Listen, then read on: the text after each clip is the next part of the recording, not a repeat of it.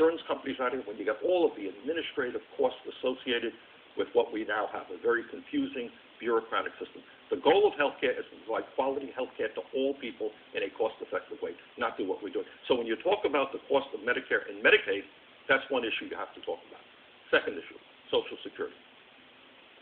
I am getting very, very tired of seeing my political friends or the pundits tell us Social Security is going broke. So let me be very clear. Social Security is not going broke. But Social Security is under attack right now from people who have always wanted to destroy Social Security, who basically believe that the government should not play a role in providing retirement benefits to the elderly, or help for those people with disabilities, or help with widows and orphans who have lost their breadwinner in their family.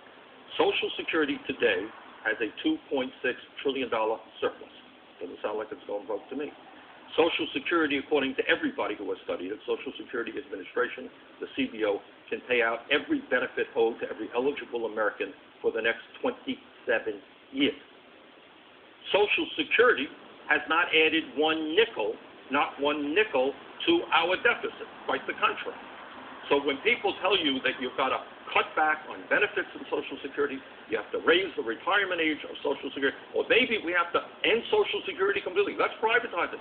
Let's do our retirement accounts through Wall Street. I very strongly disagree with that, and I resent that. Social Security has accomplished exactly what the founders of Social Security wanted it to accomplish. Before Social Security, 50% of the elderly in this country were in poverty.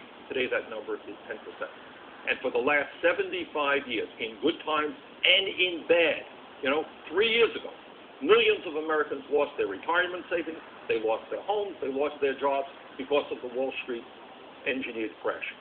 You know how many people lost their Social Security benefits? Nobody, not one person. The 75 years Social Security has paid out every nickel to every eligible American. That's a pretty good record. And I know there are people who want to destroy Social Security. This senator will fight to preserve it. Yesterday, before the Senate Budget Committee, you were part of the proceedings. Senator Alan Simpson, your former colleague from Wyoming, a Republican, the co-chair of the President's Commission on the Debt and the Deficit, had this to say about Social Security. Social Security is not a retirement. It was never intended as a retirement. It was an income supplement after the Depression. The average age of life was 63, and that's why they set the retirement age at 65, the beginning of the greatest Ponzi of all time.